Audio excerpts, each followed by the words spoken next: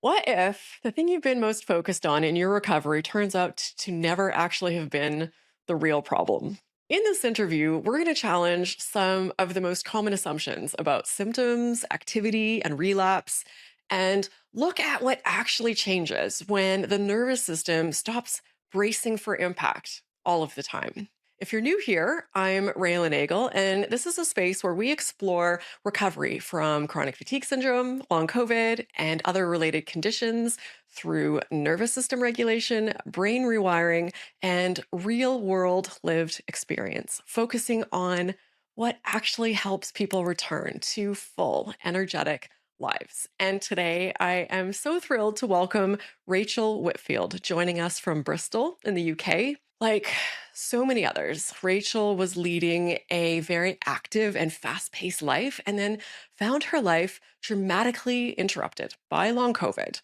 And her journey to recovery wasn't about finding one magic solution, but about understanding how multiple things were shaping her symptoms in ways that she couldn't see at first.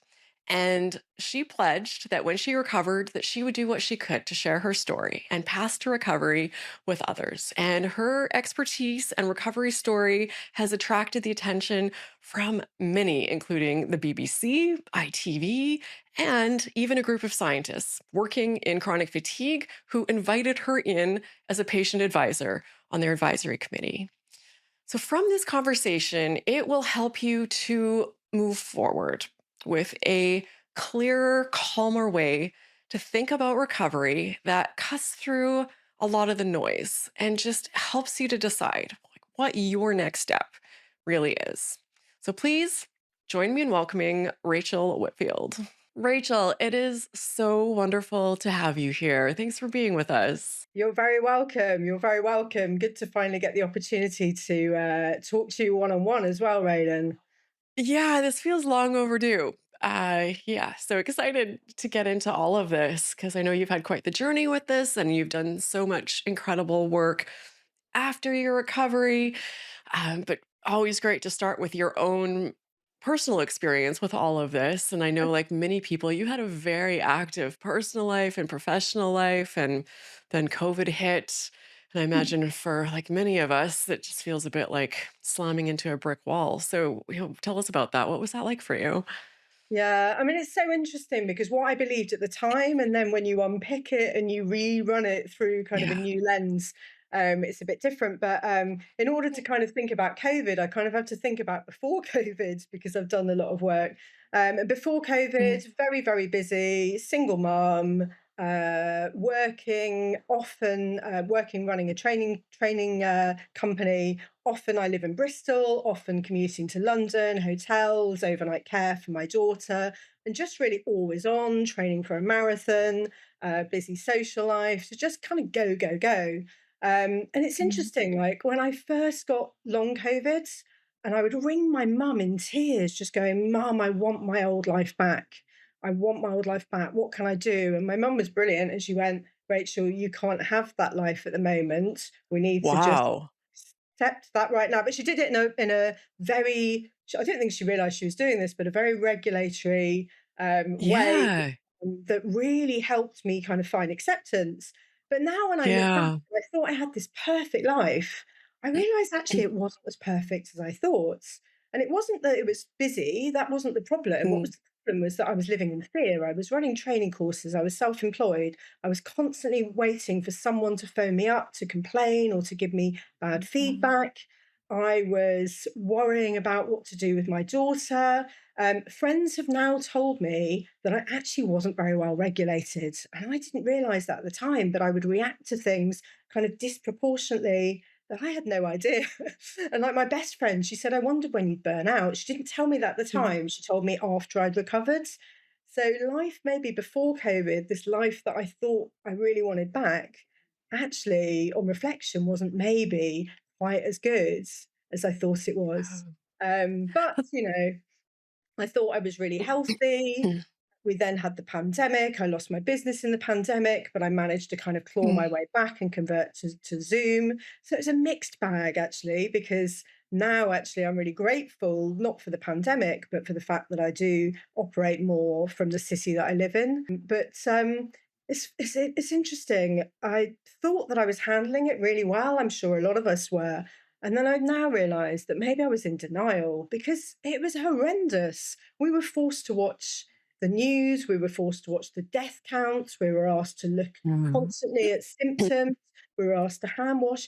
I've never had health anxiety, but these were all the Yeah. things that were put in place on a global level in order to Yeah. create this We were anxiety. scared of people, like, it's hard to even put my head back there what that felt like, but it was like I was scared of every human on the Yeah, street. I was washing my keys, I was scared of my mail. yeah, Yeah, it's it's perfect not normal. storm for, like, all of our, it's like the globally, our nervous systems were just going Yeah. all together. Absolutely, but it's so you've got so Yeah. little control that you don't even realise that at the time. I thought I was handling Yeah. it very well. And then I remember the 5th of December. It's funny how dates are in your head, aren't Mm. they? And I'd been on a bike Yeah. ride about 60 miles, so, I was quite fit at the time. And Oh. then my daughter's dad phoned me to say, "I haven't got COVID, but I'm really ill. I'm dropping her back."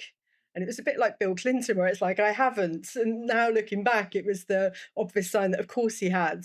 But at the time, I took her back and didn't really think anything of it until she said, "Mum, your food tastes like plasticine." And my cooking is not that great.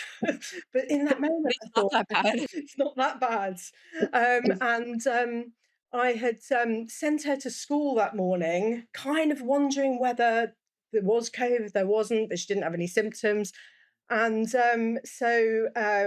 yeah, suddenly I realized, I mean, the guilt, I suddenly realized that I'd sent her in when potentially I would have infected her whole class, her whole school, potentially. And I was Mm. sat on a Zoom call running a workshop. And my daughter's dad phoned me and said and left a message saying, "I've got COVID." And in that moment, I felt this physical, what I now say is derealization, this physical uh, feeling all through my body that I felt once before in a scuba diving accident, where I thought I was going to die, basically. But because COVID was seen as this neurological illness, I thought I know I've got COVID. Actually, what I now realize is that it was a panic attack. And it was a panic Um, attack because I'd recognized it from a previous incident, but I didn't know that at the time. So I finished the mm. course and then took my daughter to the airport to test, which again was surreal. It was like this apocalypse where the airport was Mm. closed and we had to get tested by sending these things through a kind of gap in the window like that. And my daughter's Oh. neurodiverse, so she wasn't very happy with me testing her. And looking back, it's a perfect storm, isn't it? In Mm. terms of what then happened. But for some reason, I forgot about that. We isolated for 10 days, just the two of us. Quite enjoyed it. It was quite mild symptoms. We Mm. watched Lord of the Rings trilogy times three twice. We got pizza, we got takeaway, we indulged. And so I'd sort of forgotten about it. And then I got back to life. It was just before Christmas, drank a bit, socialized, went running. And my mum said to me, "Be careful, you might get post-viral fatigue." And my partner said to me, "Be careful, I've seen stories of people that have recovered and then a few weeks later, they've gone downhill." And I think I had those two things. I didn't know this at the time, but I think Mm. that started to also enter, it primed me, I think. And I put a thing on Facebook saying, "Careful not to get it. I was all right. I was quite fit." And lots of people then messaged me back saying, "Careful, we've had real problems. They haven't appeared Mhm. immediately, but in the coming weeks, this is what's happened to Oh, us." And I didn't realize it at the time, but I think all of these pieces of information kind of enter my yeah. subconscious. But I didn't know it at the time, went back to exercise. And then the 5th of January, I know these dates so well. The 5th of January, I was conducting a meeting on Zoom. I couldn't even think. I had no idea what was going on. I was going through the motions. I had no idea. And then I ran a training course on Zoom. I had no idea what I was doing. And then in between, I was going to sleep. I had to get someone to pick up my daughter. And just that started the cycle of what I now know is called boom and bust. Pins and Yeah. needles, purple toes that were so blistered that they're excruciating, neck tight neck that I Googled and they said it was a COVID throat. So that freaked me out. The toes apparently were called COVID toes. Oh, And I now know about context and meaning because I've actually had the toes since. I had them last year after a very stressful event, but the meaning was different. And so I just looked at them and went, I've been stressed and it was fine. But at the time during the pandemic, all of these things just freaked me out. And then the insomnia started. And when I look back, the insomnia happened because I was worrying about, do I quit work? Do I do the work? Do I mm, quit it? Do I do it? Do I quit it? Exhausting. And so, of course, I didn't sleep because I was worrying. But then I Googled symptoms of long COVID because someone said, you've got long COVID. And it said that the top symptom was insomnia. And so then that started a period of months where I couldn't sleep, or I'd sleep for 30 minutes and then I'd wake with this kind of adrenaline surge. And I was obsessed. Facebook was offering me every single possible product because as soon as you Google, that's what it does. I became obsessed. I would literally wake up thinking about the nights and how I was going to sleep. I would spend all day planning in terms of sleep. And of course, the more you try and the more you mm. fixate, the worse it is. I was taking sleeping tablets, they weren't working. I was seeing a herbalist. She said, I've tried everything. Take the sleeping tablets. The doctor wouldn't prescribe after a while. I'm sure you've heard this before. So, all of these things. I mean, I wasn't suicidal, but I would wake up and for a moment I'd feel all right. And then I'd remember. And I thought I was in this pit where I was trying to get out. And every time I tried to get out, I would just sink back in. And the boom and bust basically became just bust completely, where I was trying to work out what I could do. And one of my options was to go to my parents that were 2 hours away, but I couldn't work out. I got an offer of a lift to the train station. I couldn't work out how I would get from the train station, which was on ground floor, to the train station to the platform that was in the basement. I couldn't work out how I would do that, and so I decided not to. But I mean, I was grey. I looked in the mirror, I was grey. Um, but actually, that was probably a turning point because I had to therefore have my daughter. And what that meant was that I had to have some purpose and I had to have some sense of routine. And my friends took her to school, so that was okay. But I had to get her up. All I had to do was get her up in the morning, and then when she came home, I had to feed her. And Deliveroo, I mean, we co-slept, so we both went to bed at the same time. But the fact that I had to get up every morning just to get her to the front door, I think was a real kind of key moment because I think if I'd have gone back to my parents, I think I would have just stayed in bed, whereas I wasn't Yeah. able to. So despite the symptoms, I had to get up basically. And once I was up, I bought a hot tub. I decided, well, I might as well just sit in a blow up hot tub. So I decided to just sit in there, and then I'd taken 6 weeks off work, and I thought, right, what am I going to do in that 6 weeks? I decided to read my way out of it. I decided to learn my way out of it.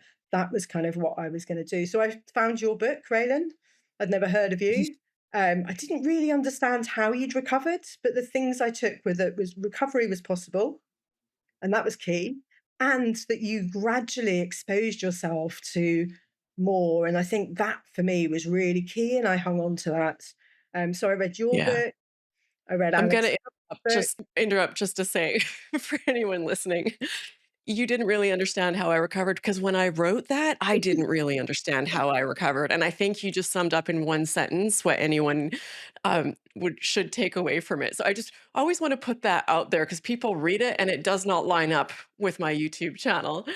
So people say No, they enjoyed hearing the story of going through yeah. it, but yeah, take it all with a grain of salt because I was fumbling my way through it and I didn't understand But the at the other time. key thing actually was that you went abroad and you travelled, and I'm a traveller, and you Yeah, scuba dived, and I'm a diving instructor, and so all of these things as well made me think, do you know what? I can still have a life, even if I don't yeah. recover. I can still have a Mm. life, and so it's just a nugget of hope. Alex Howard, I read his book. And again, I didn't really understand all the key pieces, but I Yeah. understood that there was a mind body connection. So what I was doing was taking little bits from everybody's stories and starting to piece things together. I put a Facebook group note out, and 4 of my friends came back and said that they'd had either post viral fatigue or ME. I never knew that. And none of them Wow. knew how they'd recovered. One was in the PACE trial, and she said basically they just used to persuade her to walk to the end of her street and back, and then a bit further and back. And that's how she'd recovered. Another had no idea, but I knew that she was now. She said she thought it was her because she'd focused on what she could do rather than what she couldn't do and mindsets. But she was now running ultra marathons. And so I knew that it was possible to recover. So these were the kind of turning points. And then a big turning point was my mum. I phoned her and said, I've just cancelled work again for 6 weeks this time. And I said, it's ridiculous, but every time I cancel, I feel better as soon as I've made the phone call. And then I start to think maybe I shouldn't have cancelled. And we literally stopped and took a breath and just went, that is not coincidence. There is something going on that is around stress. We don't know what it is, but there is Yeah. something. And because I was an NLP trainer and I'm familiar in terms of beliefs and mind body connection, I was kind of prepared to go down that route anyway. And then I discovered the GUPTA program. And it was like he'd read my mind. He explained what might be Mm. happening in terms of the nervous system. And he specifically said, I bet you think you'll never recover. I bet you're thinking that this is forever. I bet you're thinking that, this is going to be permanent and your life going forward. And I was like, how does he know? How does he know that I'm thinking that? And again, that was a key turning points that I knew that if he'd recovered and there was potentially nothing, and all these other people had recovered and there was nothing particularly special about him, then why wouldn't I recover? And so this was the kind of turning point, I think. I didn't quite know how, I just knew that it was possible. And then I discovered Nicole Sachs. They're all the people that are on your channel, by the way. All these kind of celebrities that are on your channel that I discovered one by one that feel like friends. And Yeah. Nicole Sachs was brilliant. I mean, she had these 3 podcasts that I found. One was about pre-grieving, and it just stuck where she said, basically, I just at the time been worrying about going back to work. And 2 days before I was about to go back to work, I'd crashed. And then I listened to Nicole Sachs and she said, it's nothing to do with the work. You're pre grieving, you're the worrying about the event coming up is the thing that's creating the crash, not the events. And I suddenly realized I had influence. I could do something Mm. about it, that it wasn't just down to chance. And before that, I put a Facebook post up saying to someone, what if you crash? Like, what should you do? And they said, the first instance, as soon as you get an idea that you might crash, you've got to go to bed, you've got to dim the lights, Oh, and you've got to wow. make sure that you do absolutely nothing and hope Mhm. and cross your fingers that it'll be all right. And so the difference between that, I know it's really sad. Facebook is kind of a It's double-edged sword because it's how I yeah. discovered Nicole Sachs, but it's also I put a thing on Facebook saying, "Does anyone recover?" on a long COVID group. No one responded. No one. Tumbleweed. And so Wow. it's this double-edged sword, isn't it? Oh, it just breaks my heart to think of all of these people, whoever sent that comment, this is their life. They're like, "Oh, a Yeah, crash is coming. Get into yeah. bed, turn off the lights." Like, just what? Oh, terrifying, horrible way to live. I know, I And we know. now we understand how that amplifies symptoms as well. So this very well-meaning person is, doing the best they can. It's just, oh, I just want to, yeah. I know, and I think I probably also gave that advice in the belief that that was the right thing to do, that Yeah. aggressive rest was the right thing. And because I'd taken 6 weeks off, and it did seem to work a little bit, I Mm, also thought it was about managing energy. And then I started to realize that I could do things in the house that I couldn't do outside. And yeah. it couldn't be about energy. It couldn't be because there were things that Yeah. didn't. I did a test ride once on my bike for 10 minutes. My heart rate didn't go above 60, and I meant to do 10 minutes, and I did 15 minutes. 2 days later, crash. And I started to realize that it couldn't be the bike rides. It didn't make sense. I Mm. wasn't even pedaling. I was literally just sat on it. So you start to slowly sort of piece these things together. I saw a breathwork coach actually. That was very useful as well. And she said, "Are you a mouth breather?" And I said, "No, I don't think so." And she said, "Are you a fast breather?" I said, "No, I don't think so." And at that moment, we'd met on Zoom. I saw myself take a big gulp, and she counted my Mm. breaths and she said, "You are hyperventilating."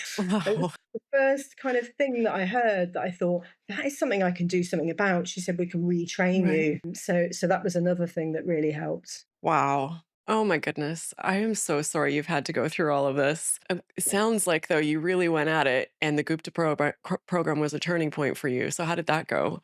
So the Gupta program was a turning point, and I actually managed to phase myself back into work, Mm. and that was okay. And I told myself all I needed to do was phase myself in. If everything else, didn't happen in my life, I would slowly piece it back together, starting with my daughter, then with work.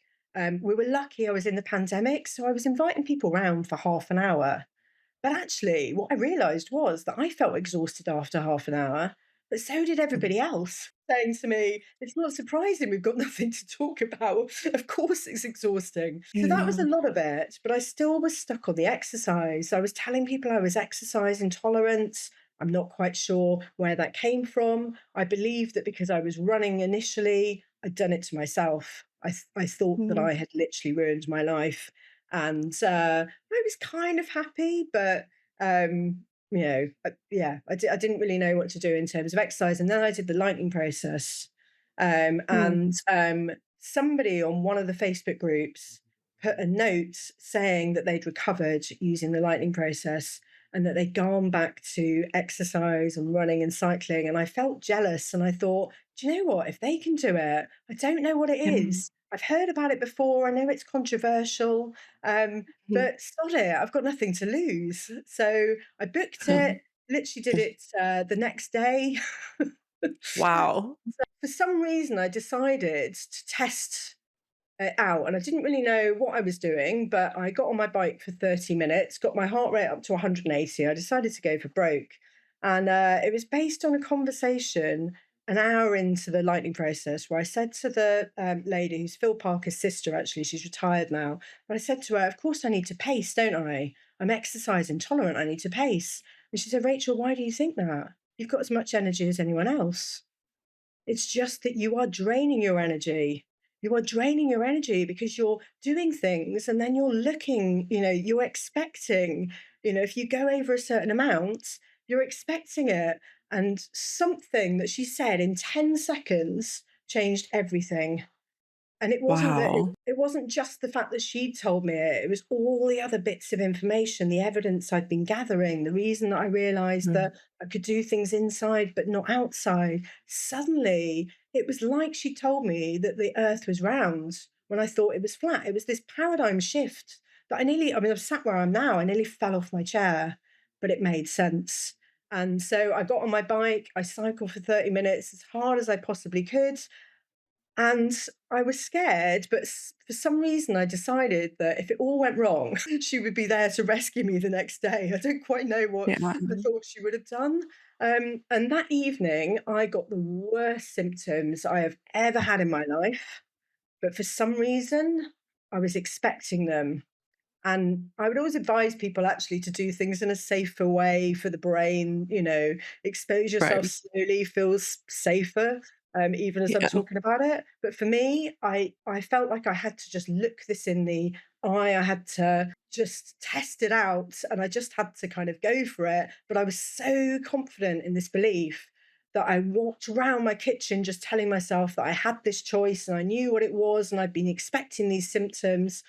And then I went for a long walk, and then I met some friends, and then suddenly I realized that I was engaged in something else and they'd gone. And I think that's the point where I knew that it wasn't over, but I wasn't going back. I wasn't going to go back. But So, that's not the end.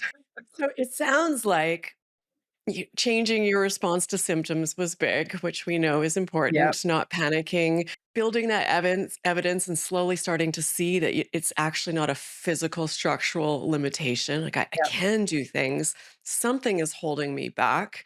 It's coming from somewhere, and I have power to change that. So that got you. Sounds like quite a ways.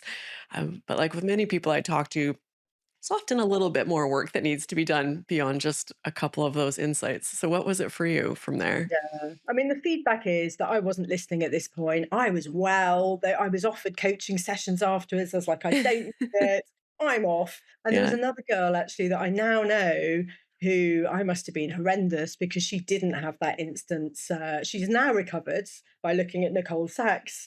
But she didn't have quite the kind of epiphany moment that I had. But then I Mhm. went decided to share my story, and I was evangelical, and I shared my story and I got lots of positive, but I also got Yeah. people telling me to wait for the crash. I got someone emailing me saying, uh, someone about someone committing suicide after, going back after doing the lightning process. It nearly toppled me. It really nearly toppled me. Mhm.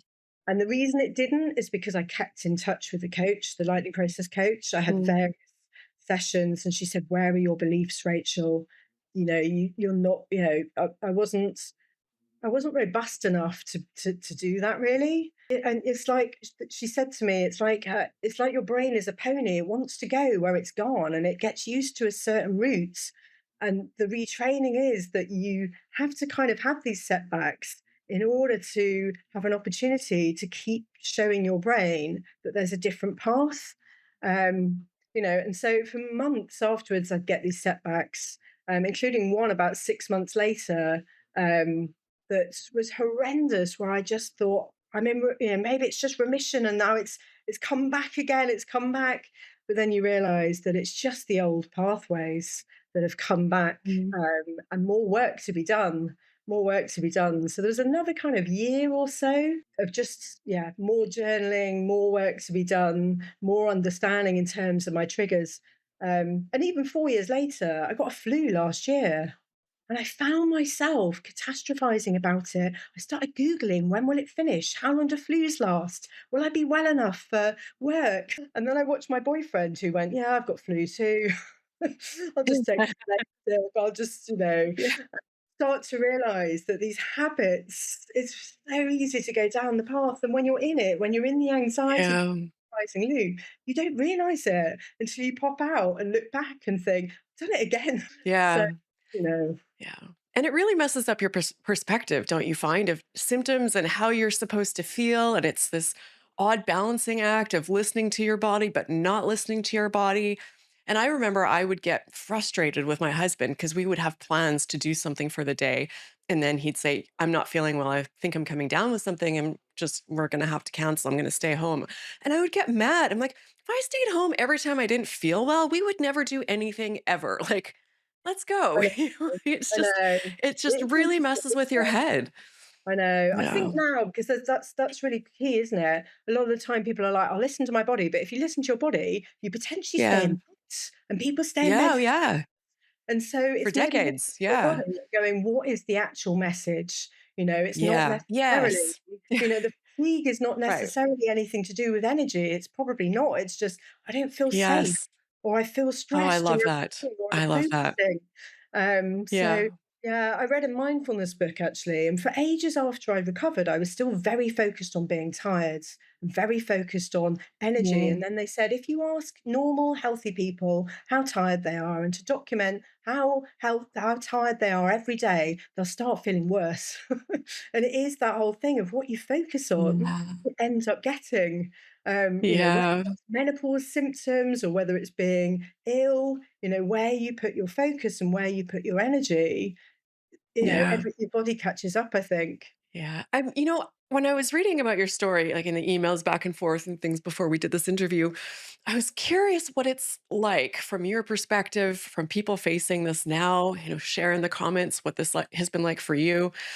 When you're talking about the tracking, it was almost 20 years ago now that I first got chronic Yeah, fatigue syndrome. So a very different space. And virtually all the books told you to track. So I tracked religiously, every day, every symptom got a number rating. And I just was looking at this mess of numbers, trying to make it just it was really depressing because nothing seemed to be shifting. We got so much weird advice. Oh my goodness. I should do a video just on the weird advice we got 20 years ago. Like it was like Yeah, coffee enemas and like I had trays of wheatgrass juice that was going to fix me. And yeah. so I was thinking about the contrast between really almost no helpful information. I know there was some back then, but it was hard to find. I wasn't finding it. And then now there's so many things. So when you were looking at this whole sort of mess of programs and coaches and paths out of this, what was that like? And how did you decide which one to go with?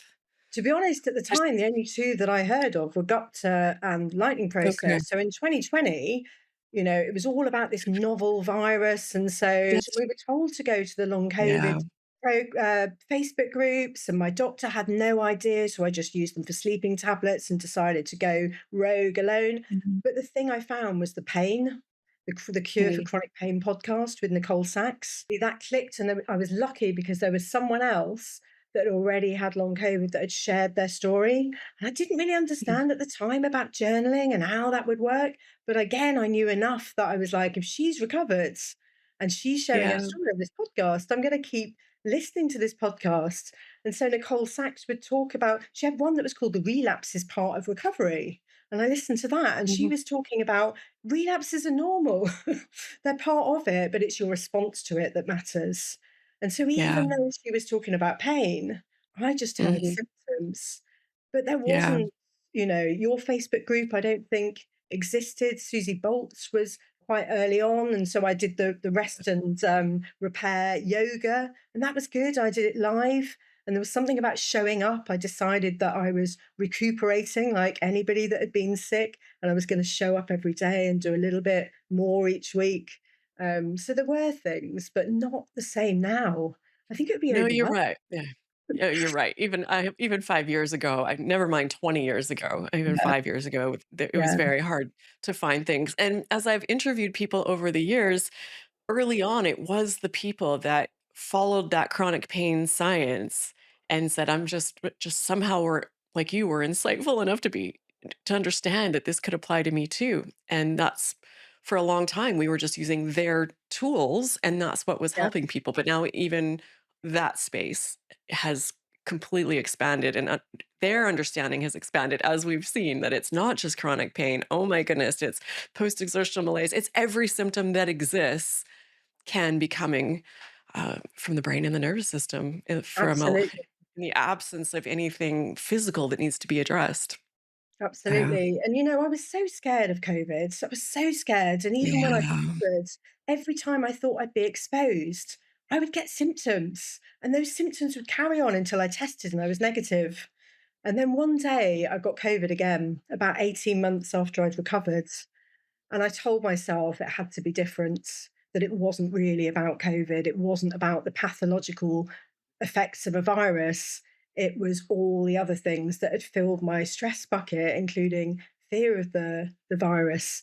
And I told myself my 80-year-old dad, who, has had cancer and takes drugs, he had COVID and it lasted a week. And I thought, right, do you know what? If he can recover, then I should be able to Mm. recover. And so I just did it very differently. I chilled out, I potted, I didn't think too much about it.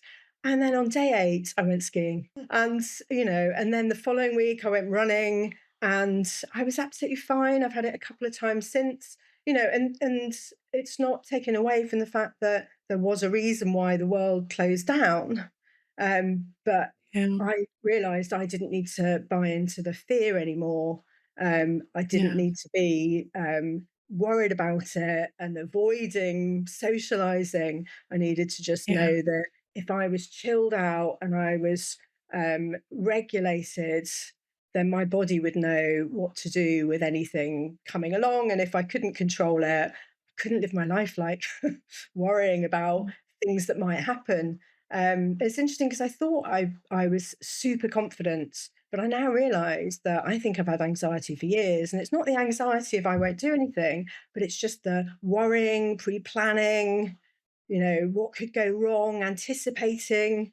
Mm. These were the things that I've since realised that I've been doing all my adult life. Yeah. And the language around this is tricky. I'm still trying to figure out the best way to talk about things because we say, symptoms despite lack of a physical cause. And then people are saying, oh, I had COVID. I had a real thing. I have a test. And so it's really not despite lack of physical cause because people might say, like, look, I have this injury in my leg or my back, and I have scans to show that it's there. But what it really is that the symptoms persist long past when this Yeah, should have healed. And I didn't understand that when I first recovered. I didn't understand anything. But mine started with a really bad flu. And then I just didn't get better for 10 years. And that's how my mom started, with a yeah, really bad flu. And then I had a whole lifetime growing up hearing, "Be careful," and every flu I got, I was thinking, "Is this the one I never recover from?" I mean, you talk about setting the stage for that happening, and then I recovered, you know, just months before the pandemic, and the pandemic started, and I was terrified because I didn't yet understand how I recovered, and I thought, "A virus did this to me once. If I get COVID, I don't know what this is gonna do to me again." But now I understand, yeah. and I did get COVID multiple times, and I was fine. Mostly probably thanks to this channel that I do, because it's been educating me. Like, okay, it's not the COVID for the vast majority of people No, that and stay it's stuck, differentiating, isn't which it? There is no, yeah. it's not taking away from the fact that people were dying, but I think it's a different Yeah. demographic, and it's a different when you look at the illness of up and down, boom and bust is very different from what we were seeing at the beginning of Yeah. the pandemic. I mean, I saw a literature review, and it's I nearly fell off my chair again. This was in 2022 after I'd recovered, and basically it was going back over all the pandemics that had ever happened in the world, and there is a version of long COVID that happens every time because of the way things are reported.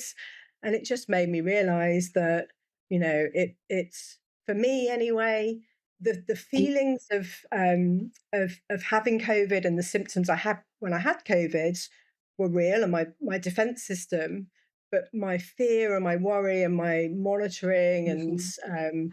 all of the things that happened afterwards, I think were what kept my nervous system on. Yeah. Mm. And we know now, neuroscience shows us that chronic symptoms and acute symptoms, short term and long term, are handled by completely Yeah. different parts of the brain. Like, it's a whole other situation, which is a challenging thing to see because you think it's felt the same. How is this not the same thing? But our No, brains are absolutely. smart and tricky and give us symptoms we will believe and keep using them as communication signals to get our attention. And I love that. It's not about that you said, it's not about not listening to our body anymore. It's just No. we have to learn that there are many different things that it is communicating to us. Sometimes it's you have a virus, go to bed and rest. And sometimes it's one of countless other things, Yeah. emotional threats, Do you know, isolation. yeah, I had it when I was pregnant actually, where I had the worst morning sickness and I had to deliver this 2-day training. And I thought, how am I going to do it? Because I was just being sick every day, felt horrendous. And I did the training and I felt absolutely fine for the 2 days. So I think sometimes when you re engage, Yeah. you're not focused on that because it's all generated from the brain to try and keep you safe, Yeah. including kind of nausea and pregnancy. So it's the context as well. Sometimes, like for example, I did some Wim Hof training last year, and it was to do this ice bath, and they encourage you to hyperventilate really fast, and I got all the symptoms back. The pins and Wow. needles, the anxiety, my face went numb. I started panicking, and then I realized I was in a training session and everybody else was feeling the same. And it was just because we were hyperventilating. And if I just chilled out, it'd be fine. And then I do the ice bath. And so again, it's the meaning I think that we put on these things that, naturally the body fluctuates in terms of Yeah. symptoms and you can bring it on or reduce the symptoms. So I thought that was quite interesting actually to kind of be hard Yeah.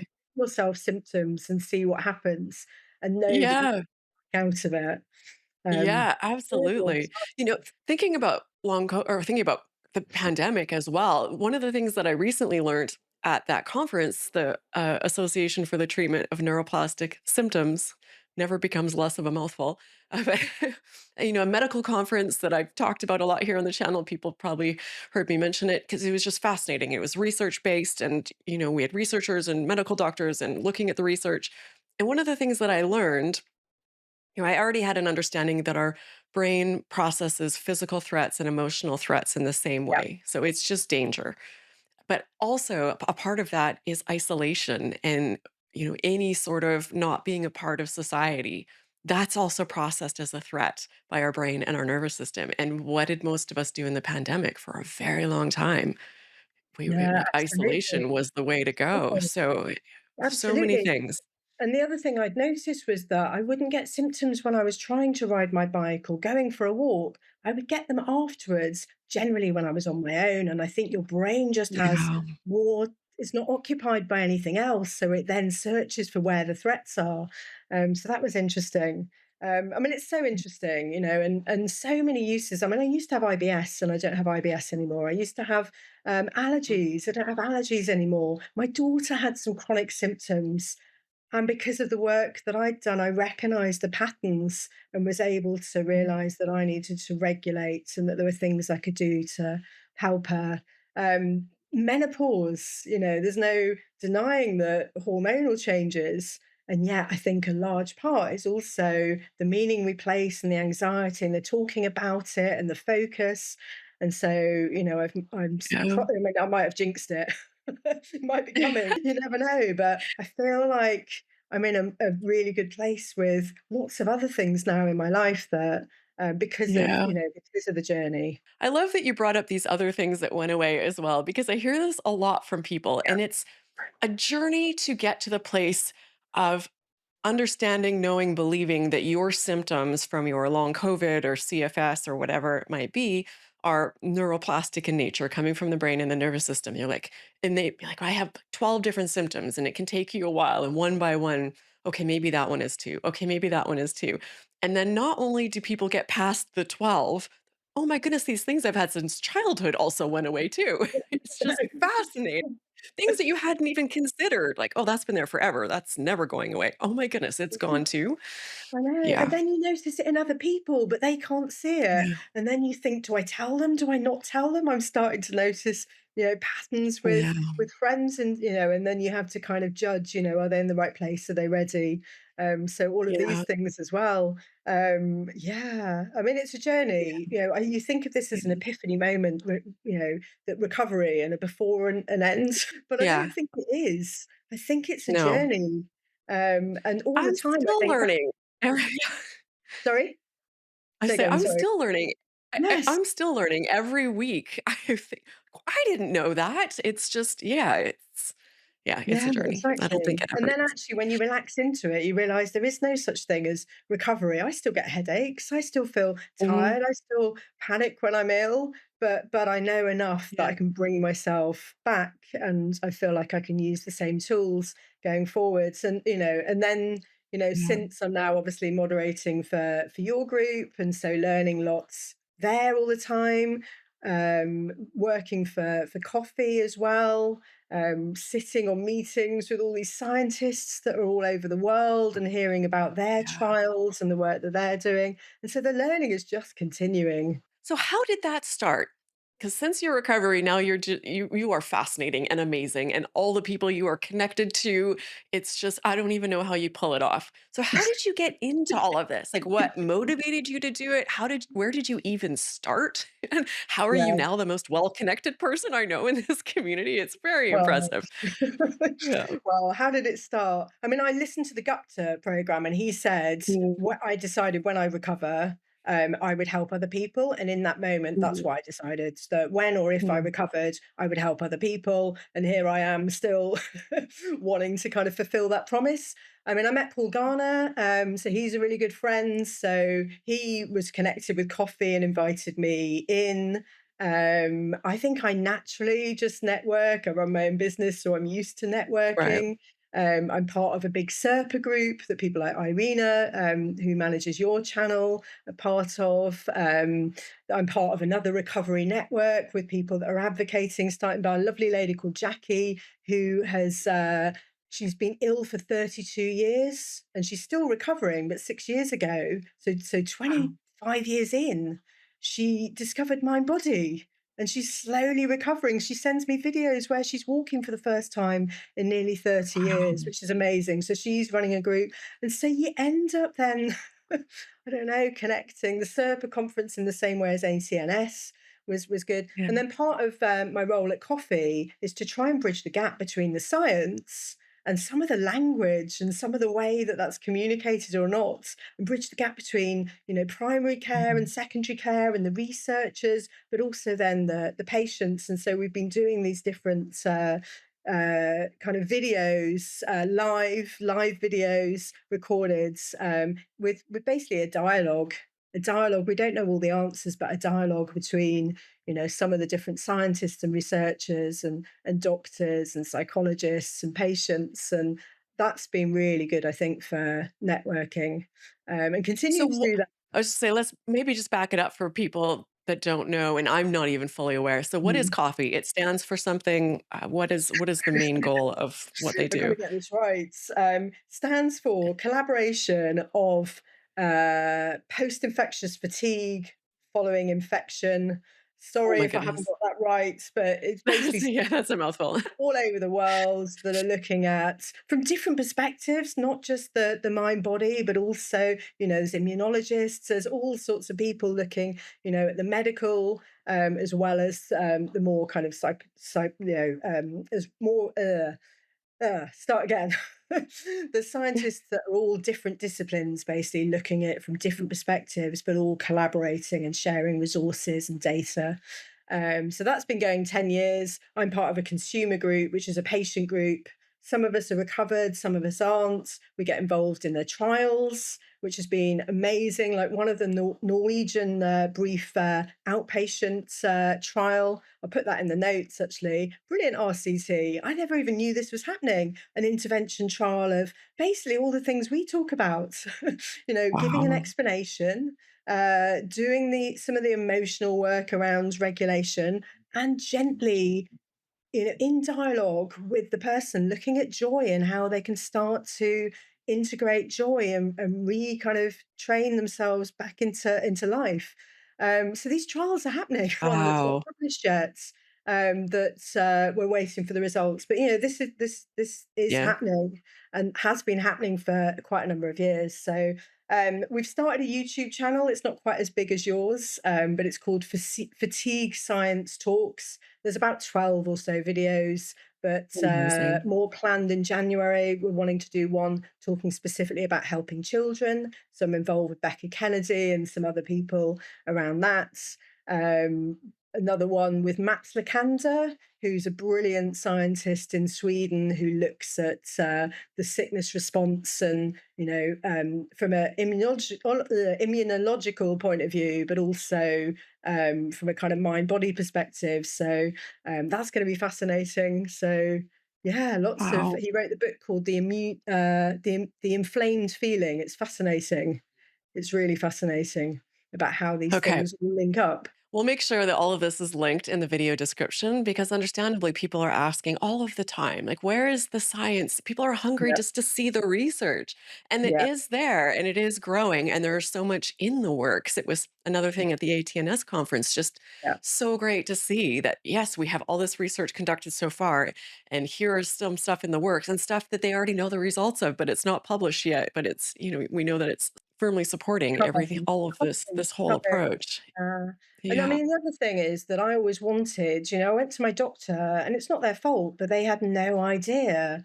But I'm Yeah. now in a network with a number of GPs. I'm talking next March at a conference specifically for healthcare professionals called the Sustainable Healer, and there'll be 70 healthcare professionals there, and we'll be talking about how do you have a Yeah. consultation with a patient and talk about some of this stuff, but in a way that makes sense, that they're able to understand, but without all the blame or fear, but in a way that hopefully helps people move forwards. Yeah, it's such a big barrier to recovery, and I still interview people all the time who tell me Yeah, how reluctant they okay, yeah, virtually everyone's reluctant to yeah, do this because it sounds like nonsense, this whole, yeah. Doesn't neuroplastic, it? I symptom know. thing. It sounds like garbage, and people are saying, "Where's the science?" And we do have some, but it's not easily found, and it's not a mountain of research yet. It's still growing.